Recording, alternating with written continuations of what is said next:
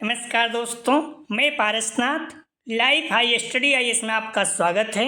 आज हम लोग आगरा यूनिवर्सिटी के B Ed second year re exam 2023-24 जो मार्च 2024 में एग्जाम होने जा रहा है उसके लिए पेपर 202 अर्थात अधिगम के लिए आकलन या असेसमेंट फॉर लर्निंग का यूनिट 2 आकलन उपकरणों की रचना का प्रैक्टिस सेट 2 हल करेंगे।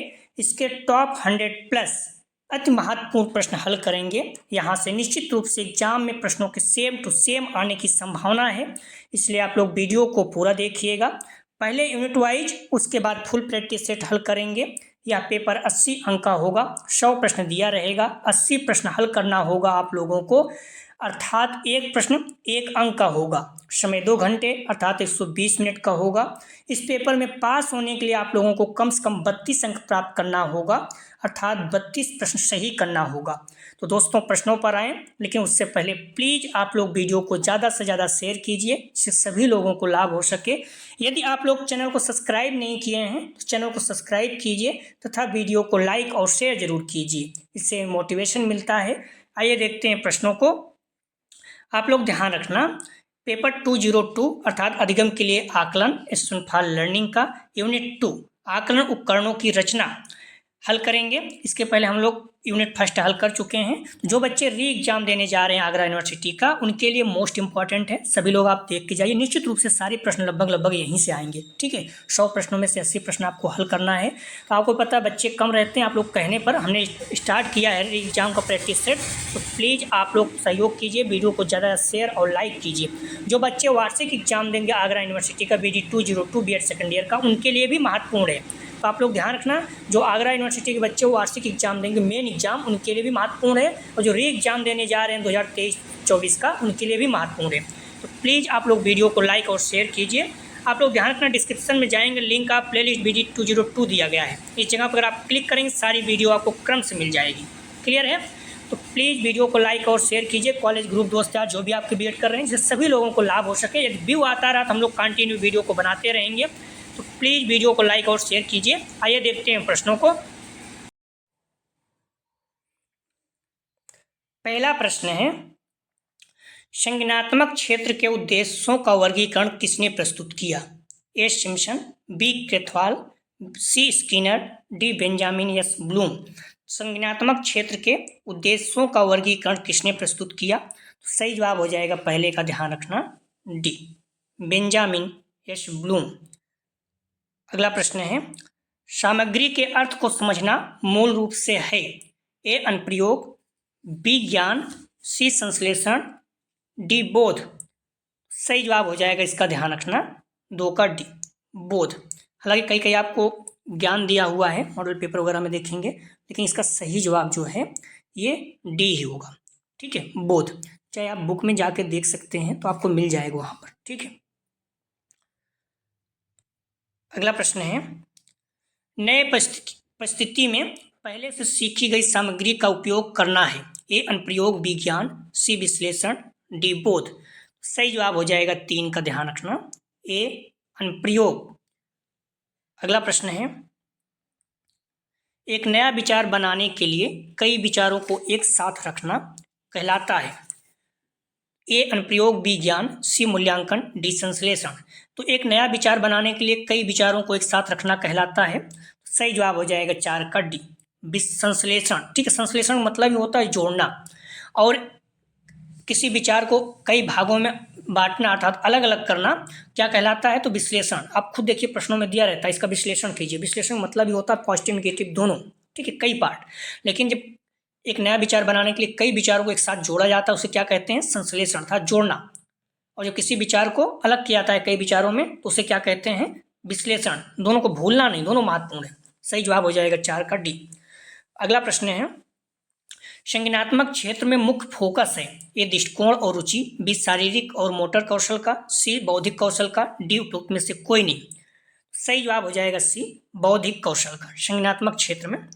अगला प्रश्न है, निम्नलिखित में से कौन सा क्षेत्र शारीरिक और क्रियात्मक कौशल से संबंधित है ए भावात्मक क्षेत्र, बी क्रियात्मक क्षेत्र, सी संज्ञानात्मक क्षेत्र, डी में से कोई नहीं। सही जवाब हो जाएगा इसका बी क्रियात्मक क्षेत्र। अगला प्रश्न है, दृष्टिकोण मूल और रुचियाँ किस क्षेत्र द्वारा परिलक्षित होती हैं? ए भावात्मक क्षेत्र, बी मनोचालक क्षेत्र, सी संज्ञानात्मक क्षेत्र, डी उपरोक्त में से कोई नहीं। सही जवाब हो जाएगा 7 का, ध्यान रखना, ए भावात्मक क्षेत्र। अगला प्रश्न है, संज्ञानात्मक डोमेन का उच्चतम स्तर है? ए संश्लेषण, बी विश्लेषण, सी बोध, डी मूल्यांकन। सही जवाब हो जाएगा 8 का, ध्यान रखना, डी मूल्यांकन इसका सबसे उच्चतम स्तर है। इस पॉइंट को आप लोग ध्यान रखना। तो आप लोग ध्यान रखना, संज्ञानात्मक डोमेन का उच्चतम स्तर क्या है? तो सही जवाब हो जाएगा 8 का, डी मूल्यांकन। इसका निम्नतम स्तर भी पूछ सकता है, ठीक है। तो निम्नतम क्या होगा? ज्ञान। और आप क्रम से देखेंगे 6 हैं, ज्ञान, बोध, अनुप्रयोग, विश्लेषण, संश्लेषण, मूल्यांकन। तो संज्ञानात्मक डोमेन का उच्चतम स्तर मूल्यांकन है, तो निम्नतम स्तर क्या है? ज्ञान। इस पॉइंट को भी आप लोग ध्यान रखना, ठीक है, ज्ञान। ये भी पूछ सकता है, ठीक है। तो 8 का सही जवाब हो जाएगा डी। अगला प्रश्न है,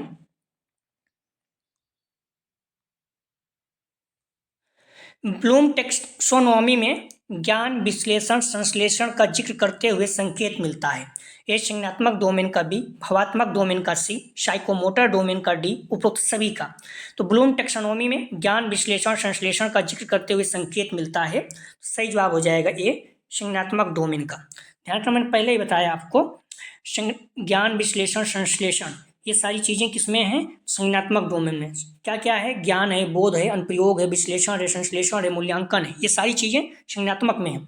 और भावात्मक में क्या है? अग्रहण, अनुक्रिया, अनुमूल्यन, विचारणा, व्यवस्थापन, चरित्रीकरण। क्रियात्मक उद्देश्य में क्या है? उद्दीपन, कार्यवाही, नियंत्रण, समायोजन, स्वाभाविकरण, आदत निर्माण। ये सारी चीजें आपको पता होना चाहिए, पूछा जाता है बार बार। भावात्मक क्षेत्र से संबंधित मुख्य उद्देश्य है? ए छात्र एक पत्र लिख सकता है, बी छात्र ईमानदारी को महत्व दे सकता है, सी छात्र ग्राफ खींच सकते हैं, डी विद्यार्थी चित्र बना सकते हैं। तो भावात्मक क्षेत्र से संबंधित मुख्य उद्देश्य है, सही जवाब हो जाएगा बी। जो लोग भावात्मक होते हैं, भावुक होते हैं, वो एकदम ईमानदार होते हैं। इस पॉइंट को आप ध्यान रखना, झूठ नहीं बोलते हैं या फिर हर किसी चीज को गलत नहीं करते हैं, ठीक है। भावात्मक क्षेत्र से संबंधित मुख्य उद्देश्य है, तो छात्र ईमानदारी को महत्व देता है, बी सही जवाब है। अगला प्रश्न है, आप लोग प्रश्नों को पूरा देखिएगा, 100+ प्रश्न है, ठीक है। किसी विषय की संज्ञानात्मक संरचना को जानने के लिए विषय सामग्री को कुछ भागों में व्यक्त करने के रूप किसे जाना जाता है? ए अनुप्रयोग, बी विश्लेषण, सी संश्लेषण, डी बोध। सही जवाब हो जाएगा 11 का, ध्यान रखना, बी विश्लेषण। अगला प्रश्न है, मूल रूप से उद्देश्यों का पहला प्रारूप होना चाहिए? ए मापित, बी परीक्षित, सी मूल्यांकित, डी आकलित। सही जवाब हो जाएगा 12 का, डी आकलित। अगला प्रश्न है, अनुदेशात्मक उद्देश्यों में सम्मिलित है? ए सीखने की गतिविधियां, बी शिक्षण रणनीतियां, सी सीखने के संसाधन, डी क्रियात्मक क्रिया। सही जवाब हो जाएगा 13 का, ए सीखने की गतिविधियां। अगला प्रश्न है, सही गलत प्रश्नों का सबसे महत्वपूर्ण लाभ क्या है? ए निर्माण में आसानी, बी अनुमान लगाने का उन्मूलन, सी पद वैधता, डी व्यापक प्रतिदर्शन। सही जवाब हो जाएगा 14 का, ध्यान रखना आप लोग, ए निर्माण में आसानी। अगला प्रश्न है, लघु उत्तरीय प्रश्नों से छात्र की क्षमता का आकलन किया जा सकता है? ए विशिष्ट जानकारी का स्मरण, बी प्राप्त जानकारी का विश्लेषण, सी सूचना के विभिन्न पहलुओं का संश्लेषण, डी किसी तथ्य के मूल्य का मूल्यांकन। सही जवाब हो जाएगा 15 का, ध्यान रखना, बी प्राप्त जानकारी का विश्लेषण। अगला प्रश्न है, MCQ में गलत विकल्प होते हैं? ए प्रतिक्रियाएं, बी उत्तर, सी विचलित करने वाले, डी इनमें से कोई नहीं। सही जवाब हो जाएगा 16 का, विचलित करने वाले। अगला प्रश्न है, चर्चा विधि किस प्रकार के साक्षात्कार विधि में सम्मिलित है? ए संरचनात्मक साक्षात्कार, बी केंद्रित साक्षात्कार, सी पैनल साक्षात्कार, डी समूह साक्षात्कार। तो चर्चा विधि किस प्रकार के साक्षात्कार विधि में सम्मिलित है? सही जवाब हो जाएगा 17 का, बी केंद्रित साक्षात्कार। अगला प्रश्न है, जब साक्षात्कारकर्ता केवल एक होता है तो साक्षात्कार कहलाता है? ए संरचनात्मक साक्षात्कार, बी व्यक्तिगत साक्षात्कार, सी पैनल साक्षात्कार, डी समूह साक्षात्कार। सही जवाब हो जाएगा 18 का ध्यान रखना आप लोग। बी, व्यक्तिगत साक्षात्कार। प्लीज़ आप लोग वीडियो को लाइक और शेयर कीजिए। कॉलेज के ग्रुप या फिर जो भी आपके फ्रेंड हैं बीएड कर रहे हैं, बीएड का एग्ज़ाम देने जा रहे हैं, अपने कॉलेज के ग्रुप में जो भी चीज़ें ग्रुप बनाई जाती हैं इससे, उसमें आप शेयर कर दिया करें प्लीज़। मैंने देखा है कई बच्चे, जो भी फर्स्ट सेमेस्टर था उसमें बच्चे स्टेटस में लगाते थे, जिस ग्रुप में मैं नहीं जुड़े थे कई ग्रुप में, तो उस ग्रुप में वो लोग शेयर करते थे। तो ये बहुत ही अच्छी बात है कि अगर आप यहाँ पढ़ रहे हैं, आपको लाभ हो रहा है, तो आपका भी एक नैतिक जिम्मेदारी है कि प्लीज़ आप लोग वीडियो को लाइक शेयर करें। जो भी बच्चे हैं सभी को बताएं, इससे सभी को लाभ हो और व्यू आएगा तभी हम लोग कंटिन्यू जुड़े रहेंगे। तो ये पेपर टफ माना जाता है, इस पेपर को आप लोग अच्छे से ध्यान रखना, पढ़ना है, ठीक है। बीस लगे रहेंगे तो बहुत अच्छे नंबर आपके आएंगे। बच्चे जो जुड़े हुए थे 74 नंबर 78 नंबर तक इसमें भी 80 में प्राप्त किए हैं, ठीक है। तो आप भी अच्छे नंबर गेम कर सकते हैं यदि आप कंटिन्यू सारे प्रश्नों को अच्छे से सॉल्व कर लेते हैं तो प्रश्न है, प्रक्षेपी तकनीकों का उपयोग मूल रूप से किया जाता है। ए बुद्धि के लिए, विज्ञान के लिए, सी व्यक्तित्व के लिए, डी अभिक्षमता के लिए। सही जवाब हो जाएगा 19 का सी, व्यक्तित्व के लिए।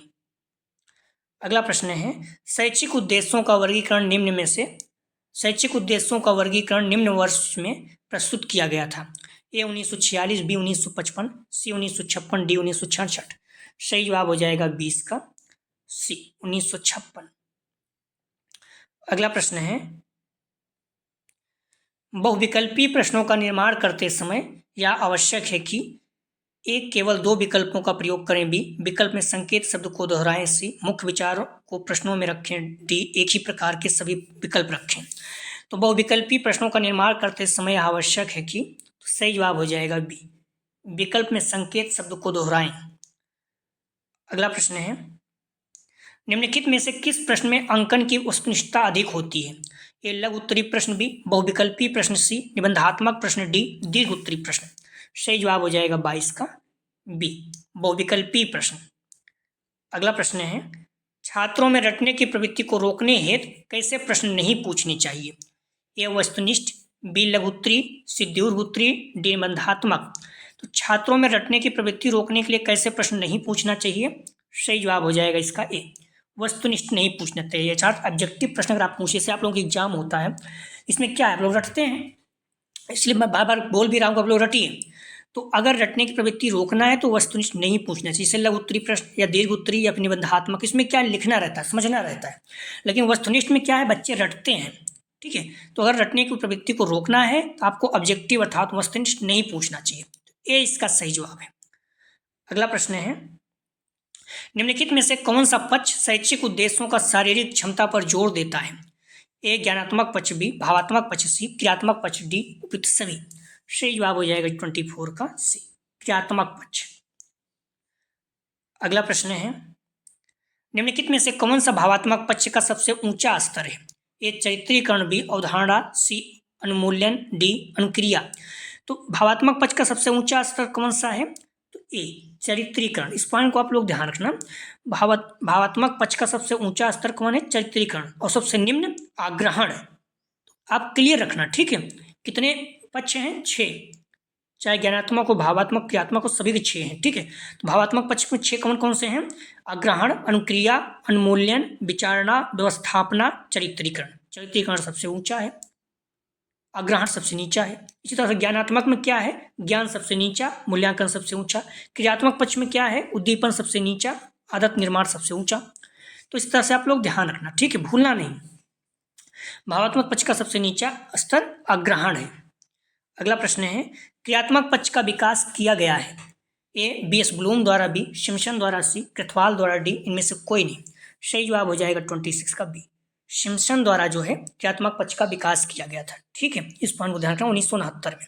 और भावात्मक पक्ष का क्रथवाल 1964 में। ज्ञानात्मक पक्ष का विकास बी एस ब्लूम 1956 में। तीनों पता होना चाहिए, पूछा गया है। अगला प्रश्न है, भावात्मक पक्ष का संबंध है। ए ज्ञान से, बी प्रशंसा से, सी मूल्यांकन से, डी इनमें से कोई नहीं। सही जवाब हो जाएगा बी, प्रशंसा से। भावात्मक पक्ष प्रशंसा से, किसी की प्रशंसा कर दीजिए तो आप देखिए वो बहुत ज़्यादा भावुक हो जाते हैं, खुश हो जाते हैं।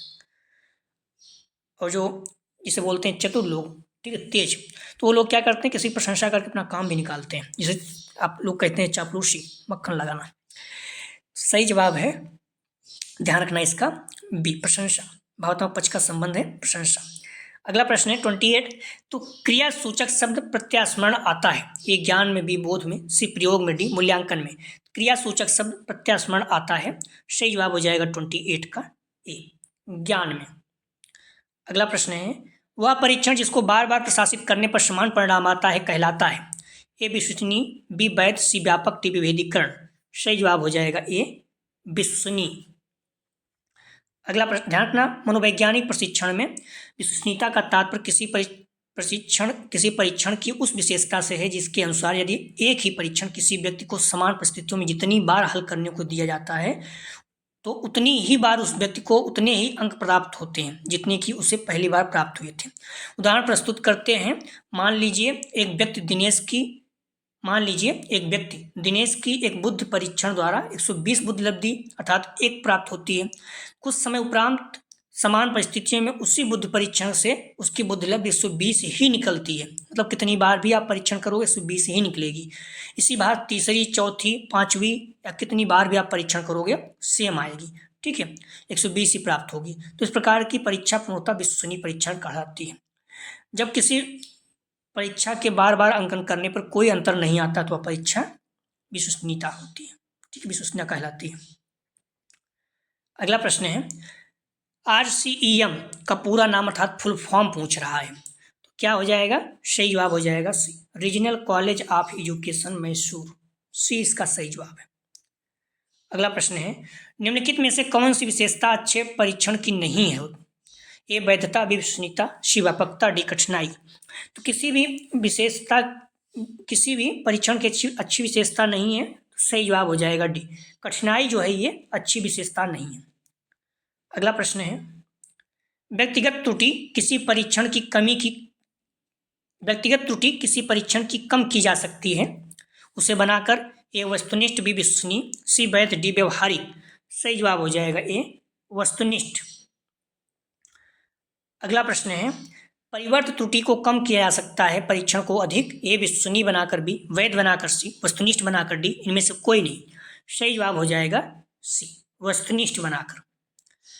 अगला प्रश्न है किस प्रकार की प्रश्नावली में प्रश्न पूर्व निर्धारित होते हैं? ए संरचनात्मक, बी असंरचनात्मक, सी ए बी दोनों, डी इनमें से कोई नहीं। सही जवाब हो जाएगा 34 का ए संरचनात्मक। अगला प्रश्न है किस परीक्षण पद में उत्तरदाता अपने उत्तर को बनाता है? ए निबंधात्मक परीक्षण पद, बी बहुविकल्पी परीक्षण पद, सी सत्य असत्य प्रकार के परीक्षण पद, डी सही मेल प्रकार के परीक्षण पद। तो किस परीक्षण पद में उत्तरदाता अपने उत्तर को बनाता है? तो सही जवाब हो जाएगा 35 का, ध्यान रखना ए निबंधात्मक परीक्षण। निबंधात्मक परीक्षण में क्या करता है? उत्तरदाता अपने से विचार को लिखता है। ठीक है, बाकी हर जगह तो पहले से बना रहता है। ए इसका सही जवाब है। अगला प्रश्न है निम्नलिखित में से कौन सा परीक्षण का उद्देश्य है? ए प्रत्येक विद्यार्थी की उपलब्धि स्तर की व्याख्या करना, बी विद्यार्थी के परस्पर किसी विषय में मजबूत व कमजोर क्षेत्रों का पता लगाना, सी सामान्य कौशलों में वर्ष दर वर्ष वृद्धि की जांच करना, डी उपरोक्त सभी। सही जवाब हो जाएगा 36 का डी उपरोक्त सभी। अगला प्रश्न है खुले प्रश्न समानता है, ए सत्य असत्य प्रकार के, बी सही मेल प्रकार के, सी निबंधात्मक प्रकार के, डी उपरोक्त सभी। सही जवाब हो जाएगा 37 का सी। निबंधात्मक प्रकार के प्रश्न जो हैं ये खुले प्रकार के प्रश्न हैं। ठीक है, इसमें क्या होता है अपने विचारों को आप कैसे भी लिख सकते हैं, पॉजिटिव नेगेटिव, एकदम खुले प्रकार के हैं। ठीक है, सत्य असत्य में एक उत्तर होता है, सही मेल में भी एक उत्तर होता है। अगला प्रश्न है निम्नलिखित में से कौन सा प्रत्यास्मरण प्रकार के परीक्षण पद का उदाहरण है? ए रिक्त स्थानों की पूर्ति, बी बहुविकल्पी प्रकार के प्रश्न, सी सही मेल पद, डी उपरोक्त सभी।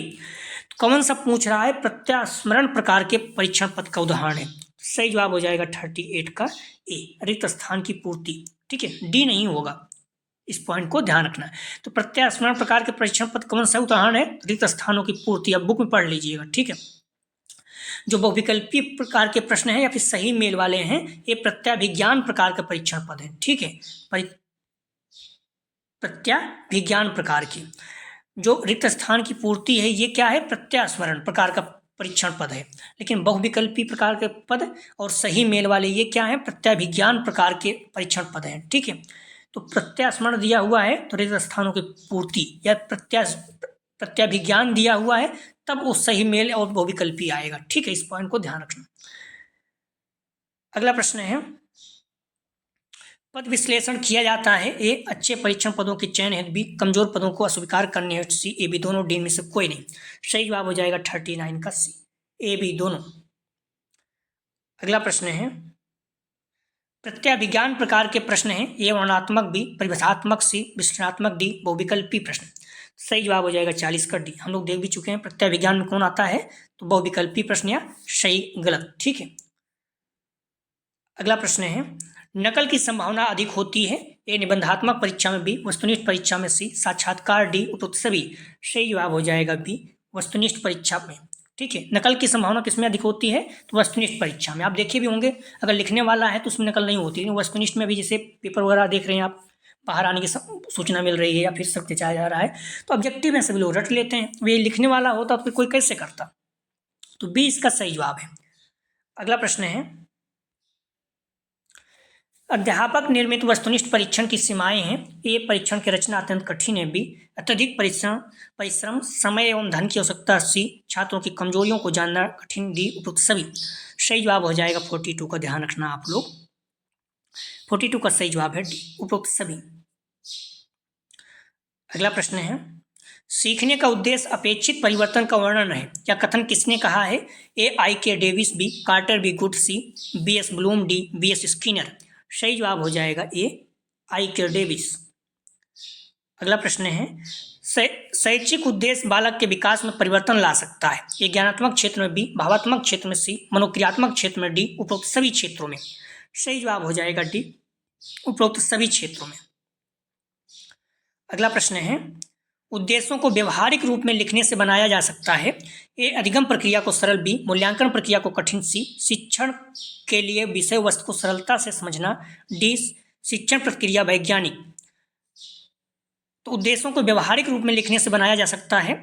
सही जवाब हो जाएगा 45 का ए अधिगम प्रक्रिया को सरल। अगला प्रश्न है, रॉबर्ट मेगर ने उद्देश्यों को व्यवहारिक रूप में लिखने के लिए प्रयोग किया है। सही जवाब हो जाएगा 46 का, ध्यान रखना बी ब्लूम के वर्गीकरण। अगला प्रश्न है, परीक्षा की किन प्रविधियों का प्रयोग किया जाता है। ये मौखिक परीक्षा, बी लिखित परीक्षा, सी यौगिक परीक्षा, डी उपरोक्त सभी। सही जवाब हो जाएगा 47 का डी उपरोक्त सभी। अगला प्रश्न है, मूक बधिर व्यक्तियों के व्यवहार को समझने में प्रयोग की जाती है। ये अवलोकन विधि, बी अनुसूची विधि, सी परीक्षण बैटरी, डी समाजमिति विधि। तो मूक बधिर व्यक्तियों के व्यवहार को समझने में प्रयोग की जाती है। सही जवाब हो जाएगा ए अवलोकन विधि। अगला प्रश्न है, संचयी आलेख को कार्यालयों में कहा जाता है। इस सर्विस रिकॉर्ड से सेवाभिलेख, अभिलेख, बी मासिक मूल्यांकन, सी प्रतिदिन उपस्थिति, डी वार्षिक रिपोर्ट। सही जवाब हो जाएगा 49 का डी संचयी आलेख को कार्यालयों में कहा जाता है तो वार्षिक रिपोर्ट। किसी प्रश्न आपको संदेह तो आप कमेंट सेक्शन में बता सकते हैं और प्रश्न संख्या जरूर डालें प्लीज, फिर से चेक किया जाएगा। संरचित साक्षात्कार का लिखित स्वरूप है। ये प्रश्नावली, बी व्यक्ति वित्त अध्ययन, सी बैटरी परीक्षण बैटरी, डी प्रसंग अभिलेख। संरचित साक्षात्कार का लिखित स्वरूप है। सही जवाब हो जाएगा बी व्यक्ति वित्त आलेख, व्यक्ति वित्त अध्ययन।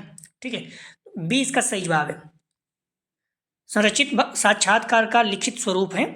सही जवाब हो जाएगा 50 का, ध्यान रखना बी व्यक्ति वित्त अध्ययन। अगला प्रश्न है, एक अच्छे उपकरण की समस्त विशेषताएं होती हैं। ए एक दूसरे पर आश्रित, बी एक दूसरे से अलग, सी एक दूसरे के विरोधी, डी उपयुक्त सभी। तो एक अच्छे उपकरण की समस्त विशेषताएं होती हैं। सही जवाब हो जाएगा ए एक दूसरे पर आश्रित।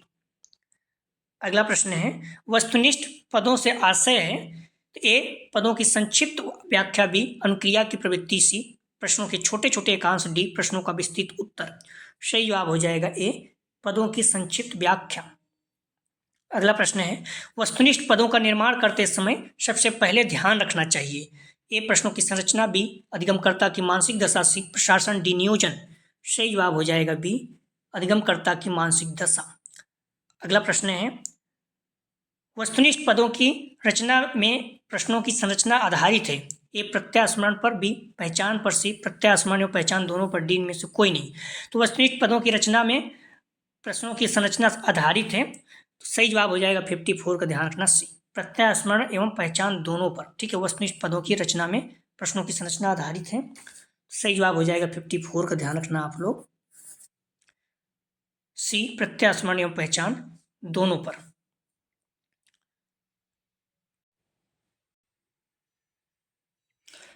तो वस्तुनिष्ठ पदों की रचना में प्रश्नों की संरचना आधारित होती है, तो सही जवाब हो जाएगा इसका सी, प्रत्यास्मरण एवं पहचान दोनों पर।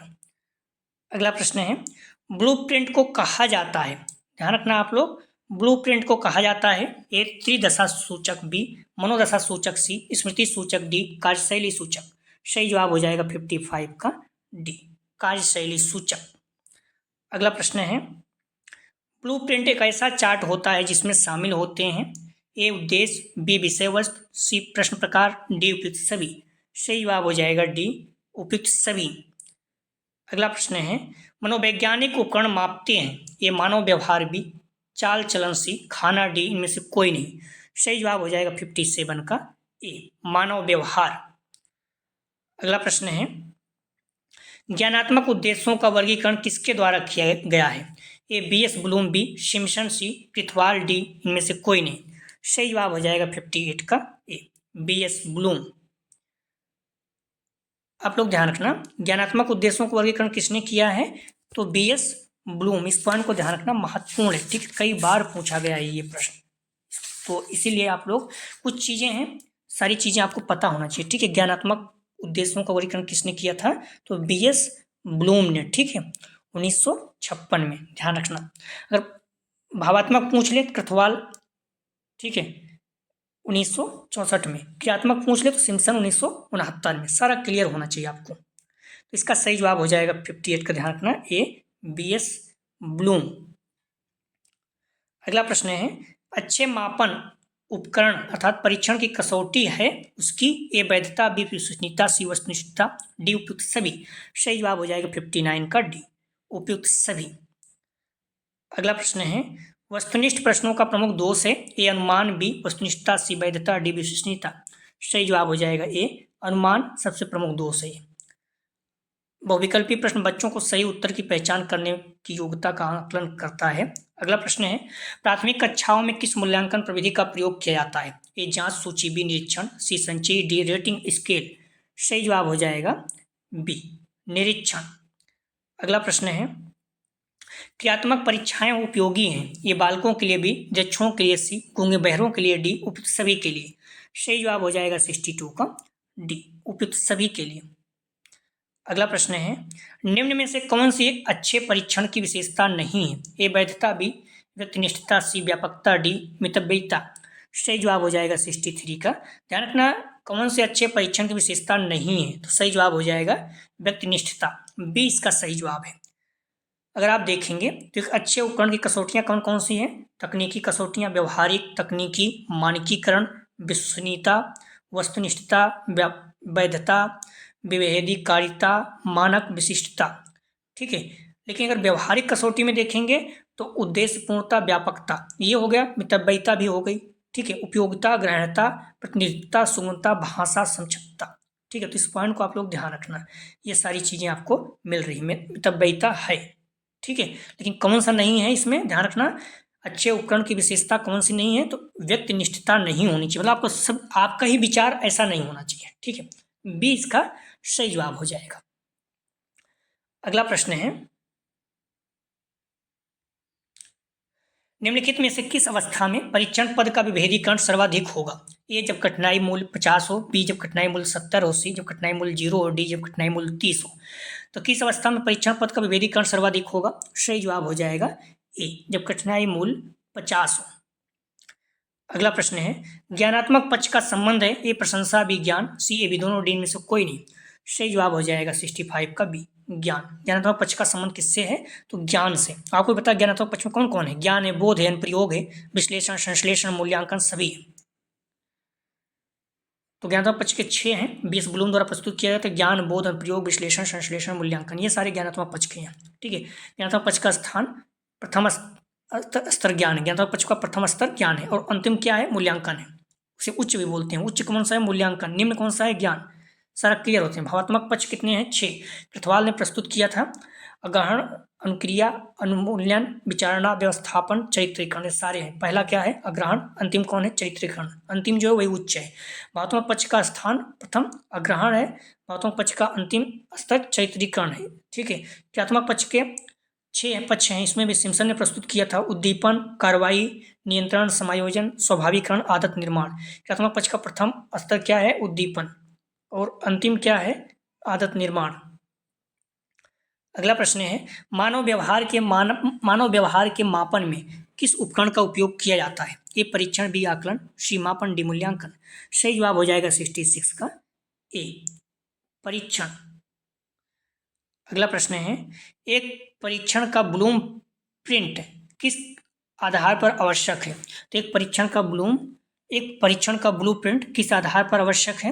ये शैक्षिक उद्देश्य बी, प्रश्नों के प्रकार सी, ए बी दोनों, डी में से कोई नहीं। तो एक परीक्षण का ब्लूप्रिंट किस आधार पर आवश्यक है? सही जवाब हो जाएगा 67 का सी, ए बी दोनों, शैक्षिक उद्देश्यों और प्रश्नों के प्रकार दोनों पर। ठीक है। एक परीक्षण का ब्लूप्रिंट किस आधार पर आवश्यक है? तो ए बी दोनों। अगला प्रश्न है, वस्तुनिष्ठता परीक्षण के उपकरण की है? ए तकनीकी कसौटी, बी व्यवहारिक कसौटी, सी ए बी दोनों, डी में से कोई नहीं। सही जवाब हो जाएगा 68 का ए, तकनीकी कसौटी। वस्तुनिष्ठता परीक्षण के उपकरण की है तो तकनीकी कसौटी की है। ठीक है, ए सही जवाब है। अगला प्रश्न है, वैकल्पिक प्रतिक्रिया प्रश्न के पद कौन से हैं? ए सत्य सत्य, बी सही गलत, सी ए बी दोनों, डी में से कोई नहीं। वैकल्पिक प्रतिक्रिया तो सही जवाब हो जाएगा, ध्यान रखना, 69 का सी, ए बी दोनों, सत्य सत्य, सही गलत दोनों। अगला प्रश्न है, वस्तुनिष्ठ परीक्षाएं होती हैं? ए वैध, बी विश्वसनीय, सी ए बी दोनों, डी में से कोई नहीं। सही जवाब हो जाएगा सी, ए बी दोनों। अगला प्रश्न है, निष्पक्ष मूल्यांकन किस प्रकार के प्रश्नों से किया जाता है? ए लघुत्तरी प्रकार के प्रश्नों से, बी वस्तुनिष्ठ प्रकार के प्रश्नों से, सी निबंधात्मक प्रकार के प्रश्नों से, डी उपयुक्त सभी। सही जवाब हो जाएगा बी, ध्यान रखना, निष्पक्ष मूल्यांकन सही जवाब हो जाएगा बी, वस्तुनिष्ठ प्रकार के प्रश्नों से। अगला प्रश्न है, भावात्मक पक्ष के उद्देश्यों को किस वर्ष में वर्गीकृत किया गया था? हम लोग बार बार बता रहे थे, इसका सही जवाब हो जाएगा बी, 1964। भावात्मक पक्ष 1964 कृथवाल ने, क्रियात्मक पक्ष 1969 सिम्पसन, ज्ञानात्मक पक्ष 20 ब्लूम 1956। सभी क्लियर होना चाहिए, आपको पूछा जाता है। भावात्मक पक्ष के उद्देश्यों को 1964 में कृथवाल ने वर्गीकृत किया था। अगला प्रश्न है, निम्नलिखित में से प्रशंसा संबंधित है? ए ज्ञानात्मक पक्ष, बी भावात्मक पक्ष, सी मनोक्रियात्मक पक्ष, डी उपयुक्त में से कोई नहीं। सही जवाब हो जाएगा 73 का बी, भावात्मक पक्ष। ठीक है, भावात्मक पक्ष। अगला प्रश्न है 74, किस तकनीक का प्रयोग अचेतन पक्ष को मापने में किया जाता है? ए निर्धारण मापनी, बी समाज मिति, बी प्रक्षेपी तकनीक, डी उपयुक्त सभी। सही जवाब हो जाएगा 74 का, ध्यान रखना, सी प्रक्षेपी तकनीक। अगला प्रश्न है, मनोवैज्ञानिक उपकरण का उपयोग किया जाता है? तो ए मानव व्यवहार का अध्ययन, बी स्वभाव का अध्ययन, सी चरित्रीकरण का अध्ययन, डी में से कोई नहीं। सही जवाब हो जाएगा ए मानव व्यवहार का अध्ययन। अगला ध्यान रखना, साइकोलॉजिकल टेस्टिंग के लेखक अनस्तसी हैं, इस पॉइंट को ध्यान रखना। अगला प्रश्न है, निम्नलिखित में से कौन सा कथन सही नहीं है? तो सही जवाब हो जाएगा बी, क्रमित मापनी मापन स्तर का सबसे निचला स्तर है। ये तो हम लोग देख भी चुके हैं यूनिट फर्स्ट में, तो ये सही नहीं है। ठीक है, बाकी तीनों सही है। अगला प्रश्न है, निम्नलिखित में से कौन सा बोध का कार्य सूचक क्रिया नहीं है? सही जवाब हो जाएगा 77 का सी, प्रत्यास्मरण। अगला प्रश्न है, कौन सा थर्स्टन का PMA नहीं है? सही जवाब हो जाएगा 78 का सी, संवेग नहीं, स्मृति तर्क है। अगला प्रश्न है, वाक्य पूर्ति विधि व्यक्तित्व मापन की विधि है? सही जवाब हो जाएगा 79 का सी, प्रक्षेपी विधियां। अगला प्रश्न है, निम्नलिखित में से कौन सी व्यक्तित्व मापन की वस्तुनिष्ठ विधि नहीं है? सही जवाब हो जाएगा सी, परिस्थिति परीक्षण। अगला प्रश्न है, विचारात्मक प्रश्न किस प्रकार के होते हैं? तो सही जवाब हो जाएगा 81 का, ध्यान रखना, ए अनेक सही उत्तर वाले प्रश्न। अगला प्रश्न है 82, एक अध्यापक किस प्रकार के विचारात्मक प्रश्न पूछता है? ए सही उत्तर, ए एकल सही उत्तर प्रश्न, बी सटीक सही उत्तर, सी ए बी दोनों, डी में से कोई नहीं। तो एक अध्यापक किस प्रकार के विचारात्मक प्रश्न पूछता है? सही जवाब हो जाएगा ए एकल सही उत्तर वाले। अगला प्रश्न है, सीखने के आकलन के विचार का उपयोग करता है? सही जवाब हो जाएगा 83 का बी, रचनात्मक आकलन। अगला प्रश्न है, स्कूल में पाठ से आगामी क्रियाओं का मुख्य उद्देश्य है। सही जवाब हो जाएगा T4 का ध्यान रखना। सी ए बी दोनों। छात्रों के व्यक्तित्व में समायोजन की सेवा पाने के लिए छात्रों को दुनिया के रिवीजन कार्य से परिचित कराना। अगला प्रश्न है, मूल्यांकन एक निरंतर चलने वाली प्रक्रिया है, या किसने कहा है। सही जवाब हो जाएगा T5 का सी NCERT। तो आप लोग प्लीज़ वीडियो को लाइक और शेयर कीजिए। कॉलेज ग्रुप या फिर जो भी फ्रेंड आपके बीएड कर रहे हैं, निश्चित रूप से आप लोगों को बहुत ज़्यादा लाभ होगा। इसलिए निवेदन है, प्लीज़ आप लोग वीडियो को लाइक और शेयर जरूर करें। कॉलेज के ग्रुप, जिससे बच्चे सभी को लाभ हो और व्यू आए तो अच्छा लगता है। प्रश्न है, संरचनात्मक मूल्यांकन है। सही जवाब हो जाएगा 86 का सी, छात्रों के शैक्षिक लक्ष्यों की प्राप्ति की जांच। अगला प्रश्न है, कौन सा कथन समूह में मेल नहीं खाता है। ए, मापन एवं मूल्यांकन शरणार्थी नहीं होते। बी, मूल्यांकन एक सतत प्रक्रिया है। सी, अभिप्रेरणा अधिगम के लिए आवश्यक है। डी, उपयुक्त सभी। सही जवाब हो जाएगा T7 का ए, मापन एवं मूल्यांकन शरणार्थी नहीं होते, ये मेल नहीं खा रहा है। अगला प्रश्न है, मूल्यांकन के लिए अध्यापक को उपयोग करना चाहिए। तो सही जवाब हो जाएगा 88 का ध्यान रखना ए, विभिन्न अधिगम क्षेत्रों में बाल विकास पर ध्यान दें। अगला प्रश्न है, रचनात्मक आकलन के लिए EBS है। सही जवाब हो जाएगा T9 का ए, अधिगम के लिए आकलन। अगला प्रश्न है, व्यवहारिक उद्देश्यों के लिए ज्ञानात्मक पक्ष का विकास किसके द्वारा किया गया। सही जवाब हो जाएगा 90 का बी, BS ब्लूम। अगला प्रश्न है, बाल अंतर्बोध परीक्षण तकनीक है। एक क्रमिक तकनीक, बी रचना तकनीक, सी अभिव्यक्ति तकनीक, डी उपयुक्त सभी। सही जवाब हो जाएगा बी, रचना तकनीक। अगला प्रश्न है, व्यवहारिक उद्देश्यों के लिए भावात्मक पक्ष का विकास किया गया। सही जवाब हो जाएगा 92 का ध्यान रखना ए, कृथवाल द्वारा। ध्यान रखना, भावात्मक पक्ष कृथवाल, क्रियात्मक पक्ष सिम्पसन, ज्ञानात्मक पक्ष BS ब्लूम, सभी महत्वपूर्ण है 1964 में। अगला प्रश्न है, सूचनादाता किस प्रकार की प्रश्नावली में हाँ या नहीं में उत्तर देता है। सही जवाब हो जाएगा 93 का बी, प्रतिबंधित। आप लोग ध्यान रखना, करीब 127 प्रश्न है। पूर्व प्रश्नों को आप लोग देखिए, सारे प्रश्न महत्वपूर्ण हैं।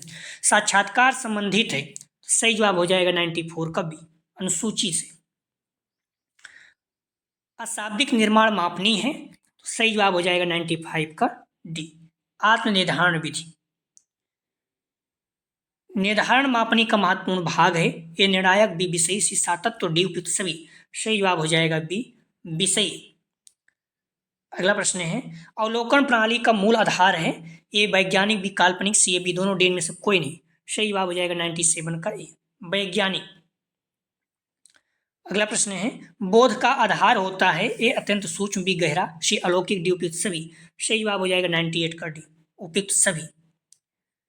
अगला प्रश्न है, बहुविकल्पी प्रश्नों बच्चों ... की योग्यता का आकलन करते हैं। सही जवाब हो जाएगा 99 का ए, सही उत्तर की पहचान करने। अगला प्रश्न है, आकलन के उपकरण हैं। ए साक्षात्कार, बी अनुसूची, सी प्रश्नावली, डी ये सभी। सही जवाब हो जाएगा डी, ये सभी। अगला प्रश्न है, अवलोकन के प्रकार हैं। ए स्वावलोकन एवं वाह्य अवलोकन, बी नियोजन तथा अनियोजित अवलोकन, सी प्रत्यक्ष तथा प्रत्यक्ष अवलोकन, डी ये सभी। सही जवाब हो जाएगा डी, ये सभी। व्यक्ति को विभिन्न व्यवहारों का मापन करने के लिए प्रयोग करते हैं। तो सही जवाब हो जाएगा सी, आकलन के उपकरण और आकलन की तकनीकी दोनों। समाज में व्यक्ति की गतिशीलता के बारे में अध्ययन किया जाता है। सही जवाब हो जाएगा बी, समाजमिति तकनीक के द्वारा। अगला प्रश्न है, व्यक्ति के अचेतन मन का मापन करती है। सही जवाब हो जाएगा 104 का बी, प्रक्षेपी तकनीकी। अगला प्रश्न है, व्यक्ति के उत्तर की अभिव्यक्ति के लिए अंक अथवा संकेत प्रयुक्त किए जाते हैं। सही जवाब हो जाएगा, ध्यान रखना, सी निर्धारण मापनी में। अगला प्रश्न है, ज्ञानात्मक व्यवहार के मापन के लिए उपयोग करते हैं। ये साक्षात्कार, बी परीक्षण, सी अवलोकन तकनीक, डी ये सभी। सही जवाब हो जाएगा डी, ये सभी। संचयी आलेख की आवश्यकता होती है। तो सही जवाब हो जाएगा 107 का, ध्यान रखना, सी कार्यालयों और विद्यालयों दोनों में। संचयी आलेख के द्वारा विद्यालय में प्रायः छात्रों से संबंधित विभिन्न सूचनाओं का क्रमबद्ध रूप से एकत्रित किया जाता है, जैसे छात्रों की उपस्थिति, योग्यता, शैक्षिक प्रगति, पाठ्यक्रम से आगामी क्रियाएं, रुचियां, व्यक्तित्व, पाठ प्रयोगात्मक कार्य, सहभागिता आदि। ठीक है। अगला प्रश्न है, गुणों के मापने के लिए प्रयोग करते हैं, तो सही जवाब हो जाएगा बी, निर्धारण सूची। चिन्हांकन सूची का प्रयोग करते हैं, सही जवाब हो जाएगा, ध्यान रखना, सी, ए बी दोनों। समूह गुणों को जानने के लिए, व्यक्तिगत विशेषताओं को जानने के लिए। अगला प्रश्न है, निम्नलिखित में से कौन सा उपयुक्त रचनात्मक आकलन कार्य नहीं है, सही जवाब हो जाएगा, ध्यान रखना, डी, विद्यार्थियों का योग्यता क्रम निर्धारण करना। अगला प्रश्न है, शिक्षण को प्रशिक्षण भी कहते हैं, किसका कथन है, तो सही जवाब हो जाएगा, ध्यान रखना, बी, स्कीनर महोदय का। मॉडल अलग मॉडल पेपर में देखिए तो प्रश्न ये आया हुआ था, गलत दिया गया है, सी, जो कि गलत है। निम्नलिखित में से कौन आकलन का उपकरण नहीं है, निम्नलिखित में से कौन आकलन का उपकरण नहीं है, सही जवाब हो जाएगा डी, संगोष्ठी नहीं है, अवलोकन, परीक्षण, साक्षात्कार है। अगला प्रश्न है, विद्यालयों में छात्रों से संबंधित विभिन्न सूचनाओं को क्रमबद्ध रूप से एकत्रित किस अभिलेख में किया जाता है, सही जवाब हो जाएगा, ध्यान रखना, बी, संचयी आलेख में। अगला प्रश्न है, एनेक्डोटल अभिलेख उदाहरण है, सही जवाब हो जाएगा बी, अवलोकन तकनीक का। अगला प्रश्न है, साक्षात्कार किस उपकरण का उदाहरण है, सही जवाब हो जाएगा ए, स्व-आख्या तकनीक का। अगला प्रश्न है, रोरसा का मसी लक्ष्य परीक्षण उदाहरण है, सही जवाब हो जाएगा बी, प्रक्षेपी तकनीक का। अगला प्रश्न है, मौखिक परीक्षा का उपयोग सर्वप्रथम किसने किया, सही जवाब हो जाएगा, ध्यान रखना, बी, ग्लेडाइट्स। अगला प्रश्न है, कुछ संबंधित परीक्षणों अथवा उप परीक्षणों के एक निर्देशित समूह को क्या कहा जाता है, सही जवाब हो जाएगा डी, परीक्षण बैटरी। अगला प्रश्न है, चेकलिस्ट किसका उदाहरण है, सही जवाब हो जाएगा 119 का ए, अवलोकन तकनीक का। अगला प्रश्न है, यदि किसी परीक्षण में कोई व्यक्ति अनेक परीक्षणों द्वारा कॉपी जांचने के बाद समान अंक प्राप्त करता है तो वह परीक्षण है, सही जवाब हो जाएगा बी, विश्वसनीय। एक अच्छे परीक्षण की विशेषता होती है विशिष्टता, वैधता, वस्तुनिष्ठता आदि, सही, ठीक है। उपकरण की व्यवहारिक विशेषताएं हैं, ये उपयोगिता, मितव्ययिता, स्वोद्देश्य पूर्णता, डी, ये सभी, सही जवाब हो जाएगा, ध्यान रखना, डी, ये सभी हैं। अगला प्रश्न है, परीक्षण द्वारा अपने लक्ष्य की प्राप्ति करना किसके अंतर्गत आता है, सही जवाब हो जाएगा बी, व्यापकता। अगला प्रश्न है, परीक्षण का जन्म व्यक्तिगत भिन्नताओं को मापने के लिए हुआ, इस पॉइंट को ध्यान रखना। निम्नलिखित में से कौन सा रचनात्मक आकलन के लिए उचित उपकरण नहीं है, सही जवाब हो जाएगा, ध्यान रखना, बी, सत्य परीक्षा। अगला प्रश्न है, प्रश्नावली कितने प्रकार की होती है, तो ध्यान रखना, सही जवाब हो जाएगा बी, 3 प्रकार की होती है, ठीक है, बुक में आप जाकर देख सकते हैं। अप्रतिबंधित प्रश्नावली, प्रतिबंधित प्रश्नावली, चित्रात्मक प्रश्नावली। अगला प्रश्न है, प्रश्नावली सूची संबंधित है, सही जवाब हो जाएगा ए, परिपीक्षा आकार से। प्राथमिक कक्षा के विद्यार्थियों को परीक्षण दिया जाता है, सही जवाब हो जाएगा, ध्यान रखना, ए, 3 Rs। रचनात्मक उत्तरों के लिए चाहिए, तो सही जवाब हो जाएगा 127 का ए, मुक्त उत्तरी परीक्षा। तो प्लीज़ आप लोग वीडियो को लाइक और शेयर कीजिए, कॉलेज ग्रुप या फिर जो भी आपके फ्रेंड हैं, जिससे सभी लोगों को लाभ हो सके, निवेदन है आप लोगों से। तो आप लोग ध्यान रखना, अगर डिस्क्रिप्शन में जाएंगे तो लिंक आप प्लेलिस्ट BG 202 दिया गया है, इस जगह पे क्लिक करेंगे, सारी वीडियो आपको क्रम से मिल जाएगा, तो आप लोग देख सकते हैं। तो प्लीज़ वीडियो को लाइक और शेयर कीजिए, कॉलेज ग्रुप दोस्त यार जो भी हैं। अगला जो हम लोग प्रैक्टिस सेट हल करेंगे BG 202 अर्थात अधिगम के लिए आकलन का, सेशन लर्निंग का, यूनिट 3, विभिन्न पहलुओं का आकलन, assessment of difference aspect. Please आप लोग वीडियो को लाइक और शेयर कीजिए, कॉलेज ग्रुप या फिर जो भी आपके फ्रेंड हैं, इससे सभी लोगों को लाभ हो सके। आपको भी पता है री एग्ज़ाम देने वाले सीमित लोग हैं। ध्यान रखना, आगरा यूनिवर्सिटी का जो री एग्ज़ाम होगा मार्च में होना स्वाभाविक है, लगभग फर्स्ट वीक या सेकंड वीक में होगा, ठीक है। तो आप लोग तैयारी करते रहें जम के। जो बच्चे हमारे साथ जुड़े थे 74 नंबर 78 नंबर तक प्राप्त किए हैं, तो इसलिए आप लोग अच्छे से मेहनत कीजिए, जो भी टाइम बचा है पूरी ताकत से पढ़िए, निश्चित रूप से आप लोगों के बहुत अच्छे अंक प्राप्त होंगे। तो प्लीज़ वीडियो को लाइक और शेयर कीजिए। आगरा यूनिवर्सिटी के जो बच्चे मेन एग्जाम देंगे 2024 में B.Ed सेकेंड ईयर का, उनके लिए भी जो पेपर 202 है महत्वपूर्ण है। तो प्लीज़ वीडियो को लाइक और शेयर कीजिए, सभी लोगों को लाभ हो सके। वीडियो देखने के लिए धन्यवाद दोस्तों।